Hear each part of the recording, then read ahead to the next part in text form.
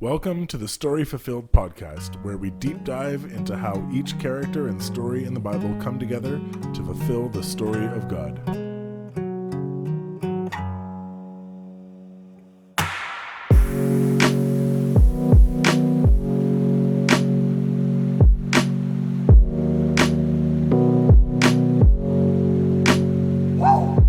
I'm Jay. I'm Fletcher. And I'm Abby. And today's story is about Baruch, not Barak. Obama. There you go. That's, That was that painful. Fletcher has mentioned a few times as we laid out this season that when he gets to Baruch, he always just thinks of Barack Obama. I don't remember saying that, but it makes sense. There you go. I don't doubt.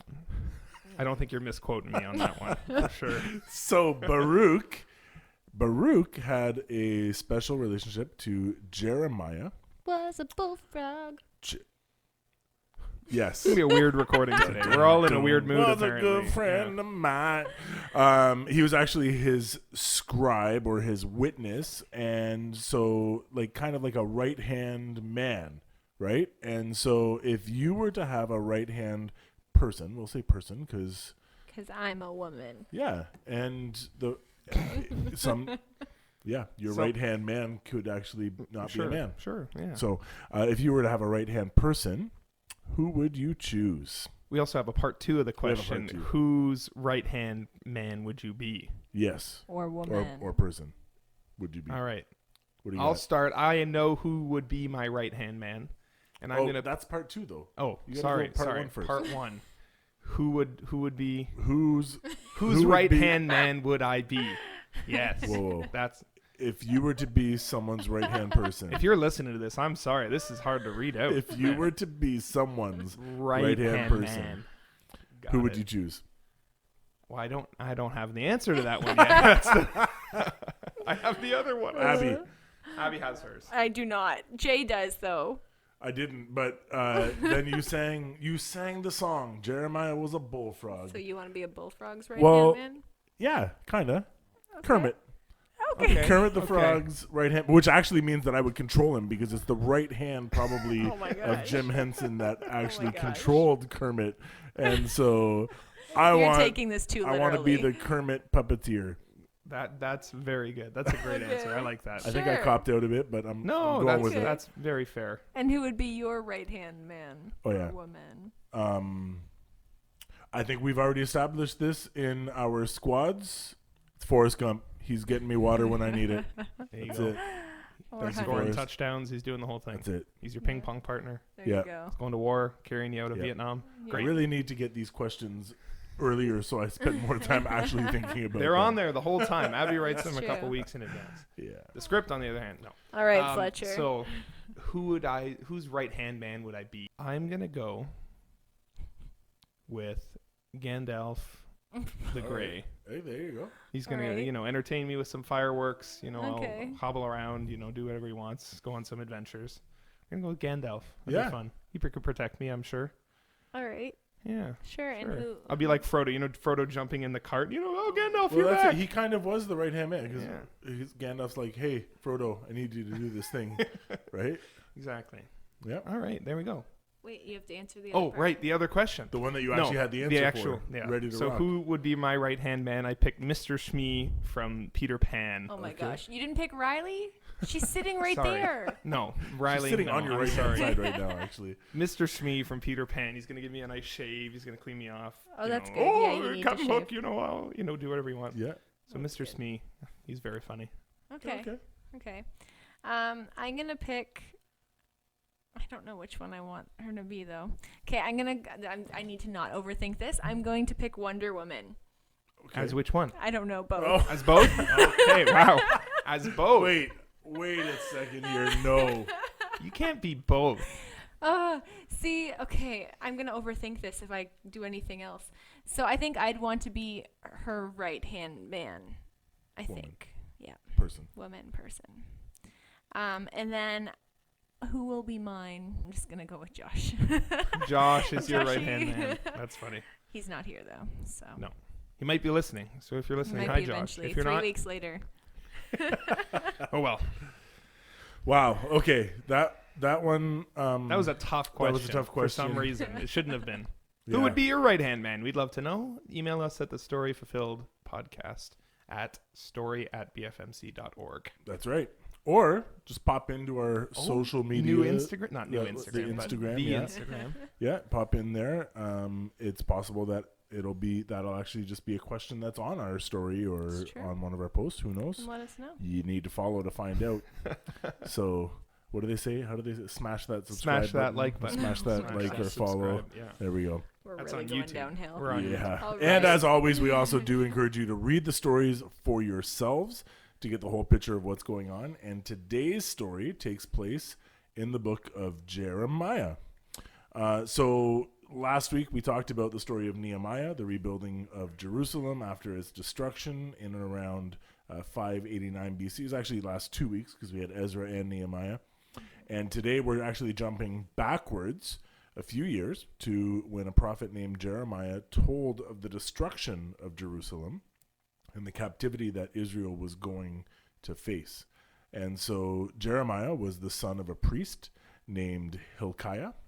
And if you remember last season, we talked about the last kings of Judah, and we had Josiah and Jehoiakim. And Jehoiakim, It's a bad apple. yeah, Bad. bad to the bone. We're going all the classic rock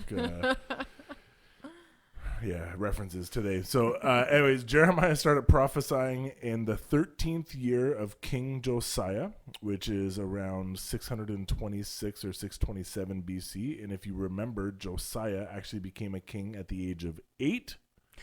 Which is crazy.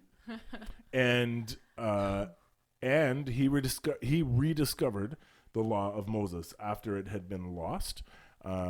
Which is probably because of King Manasseh, and Who's also bad to the bone. And Josiah was like, when he rediscovered the law of Moses, he was on fire. He's like, "Oh, we've been missing this. We need this in our lives." And he was really. He's like, yeah, we've been breaking this stuff, the Yeah. whole thing. We've been breaking all of it. We need to pay attention. Yeah. And so after his reign, we see that they need to be paying attention again. Yeah, they and sure did. That's where And Jeremiah comes along. Yeah, they paid attention for a little bit with Josiah, and then it just fell off again. Yep. So looking at where this is taking place historically, like we've mentioned in previous episodes, the Assyrians conquered Israel, which is the northern kingdom of Israel, the 10 tribes, in 721 BC. And then after that, the Babylonians and the Medes conquered the Assyrians, which is like, if you've heard of the city called Nineveh, that's kind of their capital, and that happened in 612 BC. Yeah.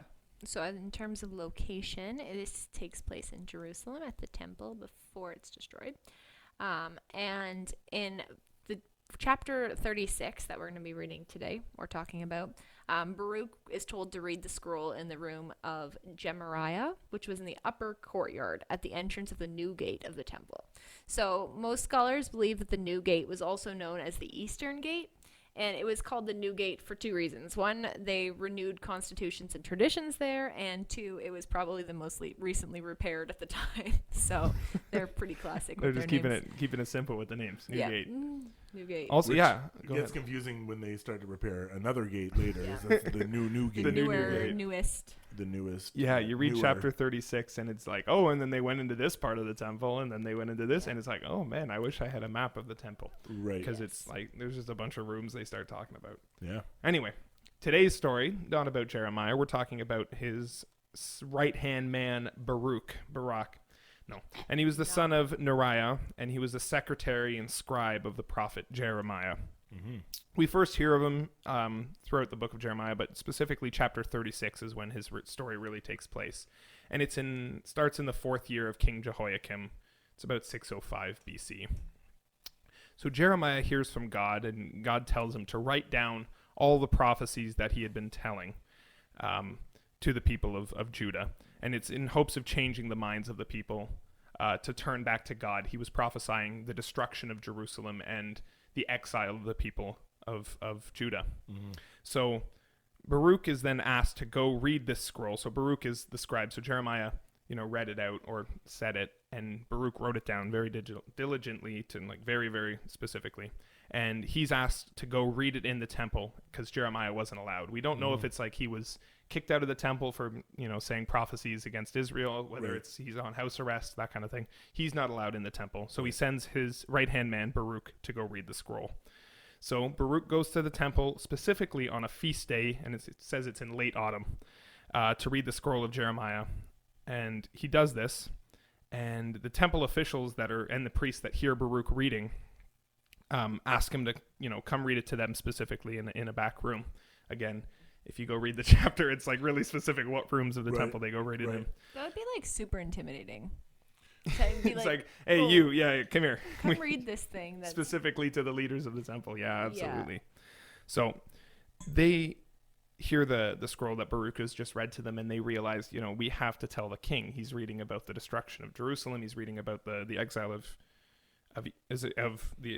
Jerusalem, the exile of the Israelites back to Babylon. Not the kind of things that they want to hear. No, it's not positive things in any sense.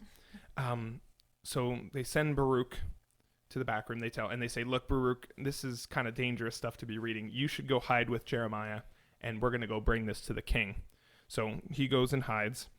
And while the king, he gets the scroll and he starts reading it, he actually takes his knife and he reads a portion, he cuts it off and throws it into the fire, and then reads another portion, cuts it off. And he does this to the entire scroll of Jeremiah. That's what you do when That's you what read you parts do. of the Bible that Nice. make you feel uncomfortable. yeah, you take it out of context. Because it was really specifically calling out him as well for not following God. And he's reading it, burns it. Yeah, I don't like what it says about It's this. kind of like reading the Bible and just putting your fingers in your ears and going, la, la, la, la, la, la, I'm not listening. Jesus loves I'm me. not listening. Jesus And we all know loves that's how it doesn't usually work out when you start doing that. So King finishes burning the scroll, and he sends for the arrest of Baruch and Jeremiah for saying this stuff.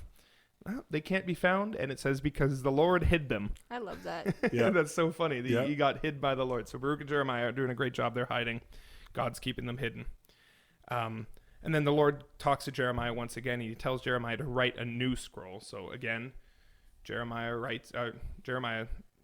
says it, and Baruch writes it down. And it says there's even more stuff included. And specifically, the more stuff that he writes is about the curse of Jehoiakim. And it talks about how him and his seed will never be king in Israel again. Right.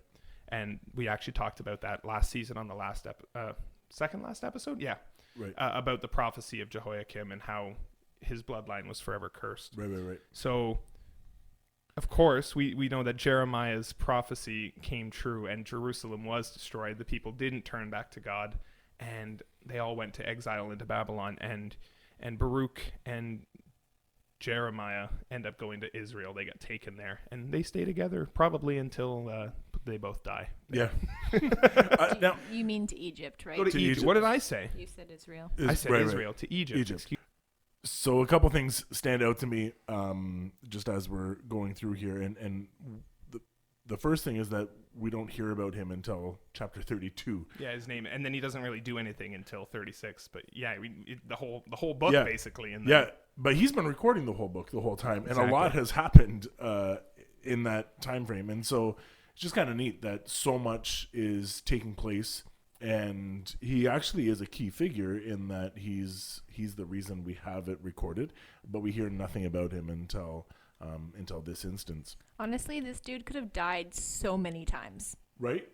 Because he never had anything good to say to the people, even though they were like, he could have died so many times. Death, destruction, repent. Yeah. That was his whole message. It kind of makes you also just rethink whose right-hand person would you like to be if you're also their voice, like if you're the one that's actually communicating the message. Yeah, you hear don't kill the messenger, but if it's that bad of a message, honestly, you might be threatened a couple times for sure. Now, the other thing is, I talked about, the difficult parts of Scripture and what's being said here.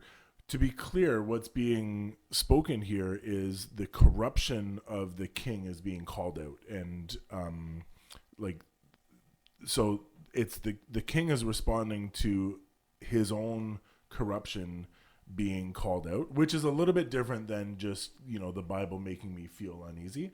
But sometimes the Bible makes me feel uneasy because of my own corruption and the way that it calls that out. And so, it's very important to understand that Jeremiah and Baruch here are pointing out the power imbalance of the king and the corruption that they continued to kind of just grasp onto. And in having that corruption exposed, and this is a theme that's come up a little bit throughout this podcast, they're clinging to their kingdom, clinging to their power, and saying like, okay, this is getting in the way of our power. We need to do something about this. And so Jeremiah not allowed into the temple because of it, and Baruch here, it's like, okay, maybe you need to get out of here for your own safety. And it's all because this clinging to power and just not being okay with their own corruption being called out. And so I just think that's something that we need to pay attention to. Now the question we've been asking is, how is Baruch a helper? In this episode, it's kind of like, or how is our main character a helper? And it's kind of obvious in this episode. It's like, okay, Baruch was his scribe, was his right-hand man, classic helper. But when you kind of look at who Baruch was as a person, in the actual book of Jeremiah, we don't hear that much, but we do hear of a man named Baruch in histories from a guy named Josephus, who was a Jewish historian. Yeah.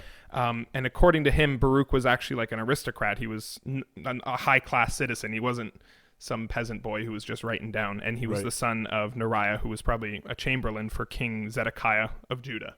So when you think of, Baruch was just some guy writing it down, no, he was a wealthy and high-class citizen in Judah, and then he went and he was called by Jeremiah, he was called by God, and he listened and he did the work, even though it wasn't necessarily glamorous work, right? He was just a scribe, but he probably lowered himself to, I don't want to quote the New Testament verse, but he lowered himself and made himself a servant to what needed to be done. I think totally he did. That's it. If he was a person of importance and prestige, but yet he took on this role where he's simply recording the things that Jeremiah says and being kind of his voice and putting himself in harm's way, in danger, but he's doing so to stay true to the mission of God and that which has been placed before him in his opportunity or his place to serve, which I think is huge and it's important. And especially doing that in a world or in a country where that is not the thing to do. They were not following God. They were worshiping all sorts of idols. They were worshiping Assyrian gods. They were doing a lot of stuff. They weren't following the law. Again, they just rediscovered the law quite recently. So for him to step out and go follow God's prophet is admirable, I'd say. I think it's pretty cool that he listened to God and did that. Absolutely. Cool. Well, I guess that leads to our final question. So how does the story of Baruch tell and lead to the rest of the fulfilling of the story of God throughout the Bible?